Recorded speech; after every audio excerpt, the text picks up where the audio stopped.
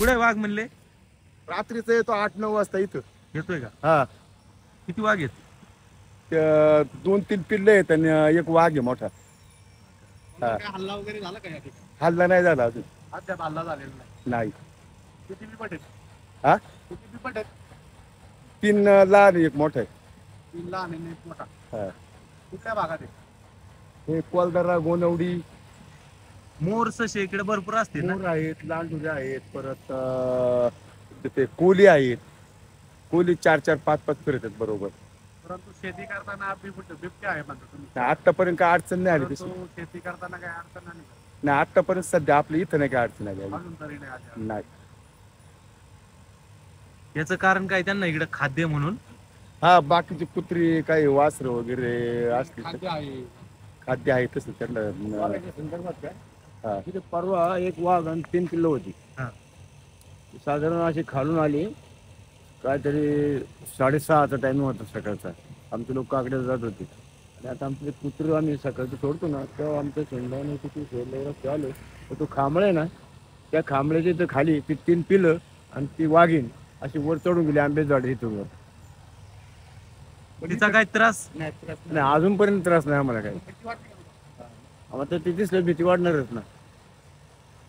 शेती करायला काय अडचण? नाही, काय नाही अजून. अजून नाही, इथे काही लाईटिंगची व्यवस्था. काय अडचण नाही का? हा, शेती करायला भीतीमुळे काय अडचण नाही का? हो, रात्रीचं पाणी बिणी भरायला अडचण येते. ठिकाणी मोठी घटना झाली की बाबा एक आजीला नेलं, नाही तसं नाही अजून काही, पण नाही, पण त्यामुळे काय भीती वाटली काही भीती वाटणार. हा, भीती वाटते. काय होतं पण रात्रीचं आपण जायचंच नाही सध्या. पाणी वगैरे भरायला जावं लागतं ना, त्यावेळेला मग ती भीती वाटते. ऊसाच्या शेतात म्हणा, असं जिथं जास्तीत दाट झाडी तिथं इथे कधी कधी पाणी प्यायला बी येतात रात्रीच्या वेळेला. पण इथं 2-3 आहेत. हे काल आता आपलं जे आंदोलन झालं बिबट्या संदर्भात, त्याच्यावरती आंदोलकांवर गुन्हे दाखल केले. हा. त्या संदर्भात तुम्हाला काय म्हणणं? गुन्हे मागे घेतले पाहिजे, कारण लोकांच्या भवितव्यासाठीच त्यांनी आंदोलन केलं का बिबटे पकडावं, लांब दुसरीकडे सोडा किंवा त्याची व्यवस्था करावं काहीतरी. एवढाच उद्देश त्यांचा, बाकी काय दिसतं. म्हणजे जीवाचा खेळ होतो इथं. हा हा, बाकी काही नाही. लोकांना काम करायला, शेतात जायला यायला ऊस भरपूर आहेत ना. हा. ऊसामुळे अडचण येते. आता आमच्या परिसरात ओढे नाले भरपूर आहेत ना, लपण जास्त आहे असं आहे. जनावरांवर काय अटॅक बिटॅक करतात बिबट्या इकडे? नाही, आता सध्या नाही अजून. गेल्या वर्षी फक्त इथे धनगर बसली होती, तर 5:30च्या वेळेला आहे ना, इथून बांधावरून कुठून नेलं. गेल्या वर्षी, या वर्षी नाही अजून. म्हणजे कुत्र्या प्राण्यांवरतीच अटॅक करतोय हा, सहसा. बाकी नाही अजून. मग त्या भागात त्यांना खादटच नाहीये म्हणून त्यांनी डायरेक्ट. कोलदाऱ्याला काय 1-2 वर्षापूर्वी घटना झाली होती का? हा, झाली होती. काय घटना झाली होती? तिथे काहीतरी लहान वासर आणि 4, 5, 7, 8, 10 वर्षापूर्वी एक मुलगी उचलून नेली होती. कोमल नावाची मुलगी होती हा. बारीकशी. किती वर्षाची होती? ती साधारण 2-2.5 वर्षाची होती. आमच्या त्या ड्रायव्हरची काळ्यांची मुलगी होती ती. काळ्यांची ती अशी अंगणामध्ये होती, तेवढं ती वरून डोंगराच्या बाजूने आलं आणि तिला उचलून घेऊन गेलं. नंतर पाटला केल्यानंतर सोडलं. नंतर त्या दिवशी मग फॉरेस्ट इथला जो फॉरेस्ट होता त्याचा आमचा थोडा परिचय होता, त्यांनी पिंजरा आणून लावला इथं. मी स्वतः त्यांना पिंजरा ॲडजस्ट करून दिला. ते त्यांना ॲडजस्ट होत नव्हता, तर मी त्या टणटणीचं लाकूड घेऊन तो आतमध्ये जाऊन ॲडजस्ट करून दिला आणि रात्री 12:30 वाजता तो पॅक झाला. मग तो बिबट्या इतकं जबरदस्त होता, पकडला पण तो रात्री 12:30 वाजता. मुलगी कोणती, नाव काय होतं मुलीचं ते? कोमल. पूर्ण कोमल वडिलांचं नाव आता माहित नाही, पण काळे. त्याचं काळ्या. कोमल काळे आडनाव. हा, कोमल काळे. मग काय झाली होती घटना? परत ती बिबट्याने कुठं नेलं होतं? कोलदाऱ्यातून नेलं होतं. हा, रस्त्यावरूनच म्हणा, जसं आता इथं कशी झोपडी आहे समजा आणि असा रस्ता आहे, अशी रस्त्यावरच होती ती ना. रस्त्यावर होती. हो, रस्त्यातून नेलं. रस्त्यातून नेली. त्याच्याबरोबर कोण होते का त्या टाइमला त्या मुलीबरोबर? नाही, घरात माणसं होती ना, ती खेळत होती अशी बाहेर. बाहेर ठेवलं. हो, ते बरं प्रकरण पेपरला वगैरे आलं होतं ना. त्यावर मग पकडला तो बिबट्या. हा, दुसऱ्या दिवशीच पकडला लगेच तो. त्यामुळे पुढील काय जीवित हानी नाही, झाली? आतापर्यंत माणसाची हानी झालेली नाही, पण जनावर वगैरे असेल रानात गेल्यावर पकडणं त्यावेळेला वगैरे. त्या 7-8-10 वर्षापूर्वी एक मोठा व्यक्ती होता काळ्यांचा, त्याला पण असं बोच काढलं होतं, खड्यावर झोपलेला होता. मग त्याच पिरियड मधली घटना आहे. त्याच्यावर सध्या एवढे 10-5 वर्षात काय असं काही एवढी इथं काही घटना घडलेली नाही जास्त. आता बिबट्यांची संख्या अतिप्रमाणात वाढली हा वाढली. पण त्यांना जर आता आपल्या भागात म्हणताय गोडेगाव परिसरामध्ये जर समजा खागट भेटली नाही त्यांना पण, हा हा तर तो इकडेही माणसावर चाल हा करायला चालू शकतो चालू शकतो. आता फक्त लोक काय झालं, जर काळजी घेतात, थोडं सावध राहतात, बाकी काही नाही. आणि दुसरा एक विषय म्हणजे बिबटे इकडे कमीच आहेत तसे पाहिले कमी नाही आहेत. आहे.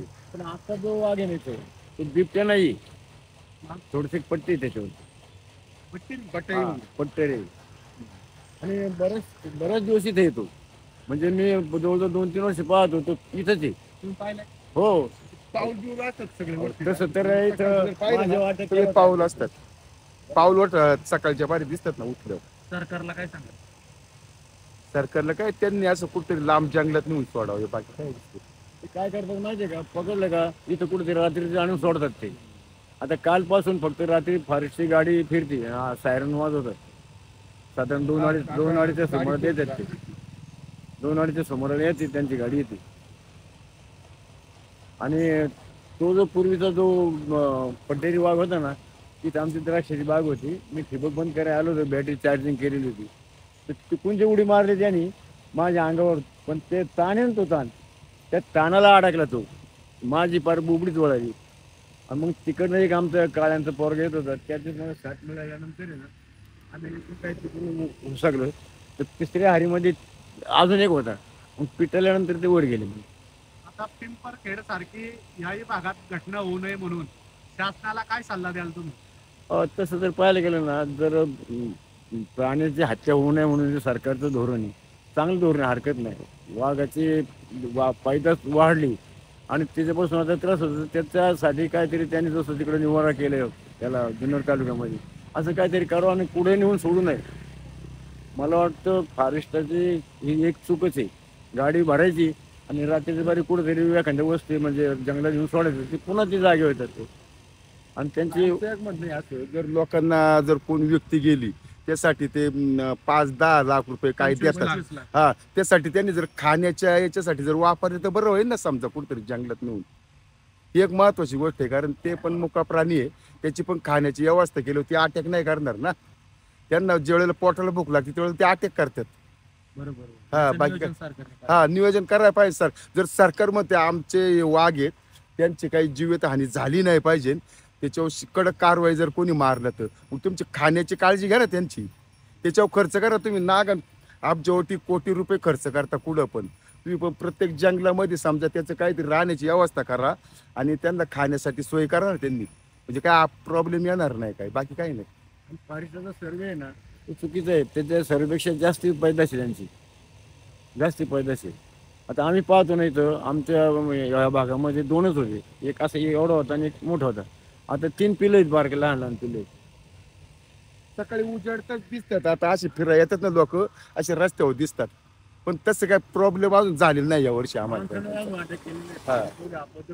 हा, बाकी काही नाही, उगाच काहीतरी बोलणं नंतर नाही काय. तरी पण आपण काळजी घेतो. हा, काळजी घेतो आपण. लहान मुलांना हा, रात्रीचं आपण बाहेर पडायचंच नाही ना, बाकी नाही काय. शेतकऱ्यांचा शेती करण्यापासून तोटा होतो का? म्हणजे भीतीमुळं शेतकरी जात नाही शेती करायला, तसं काही जास्त नाही, शेती पण करायला थोडं- घाबरतो असं. हा, थोडं रात्रीचं पाणी भरायचं जातो शेतकरी, बाकी काही जात नाही. आणि दिवसा जर ऊस मोठाले जर असेल तर ऊसाच्या बरोबर आतमध्ये काम करायला भीती वाटते, बाकी काही नाही. मोठमोठ्याने शाळू आहेत, ज्वारी आहे, त्याच्यात काढायला जायचं, परत ऊसात जर काही काम करायला जायचं असेल तर ते भीती वाटणारच ना. तर आमच्या इथं तसं 12 महिने ते हायचे वाघ, पण त्याचा काही प्रॉब्लेम, बरेचसे दिवस प्रॉब्लेम नाही. एकदा 10-15 वर्षापूर्वी आम्ही बैल गाई बांधली होती रात्रीची, त्यांनी घाबरवली, सगळी बाजूला पळाली होती रात्रीची 1-2 वाजता. पण दैवयोगाने त्यांना काहीच झालं नाही. सहज आरडावारडा झालं म्हणून आम्ही उठलो बाहेर, तर सगळी इकडं 2 बैल पळाली, इकडं गाया पळाल्या, गोळा करून आणल्या, परत बांधल्या, पण काही केलं नाही त्यांना. त्यांनी अजून काय अशी दुर्दैवी घटना झाली नाही पिंपरखेड सारखी? हा, नाही तसं काय, तसं 8 नाही. वर्षापूर्वी हा, झाली ते होती. पूर्वी झालं होतं तेवढंच. ठीक आहे. हा. तुमचं नाव काय पंढरीनाथ दौंड, गोनवडी. बाबा? तुमचं नाव मुरलीधर काय? मुरलीधर काय? मुरलीधर आत्माराम दौंड.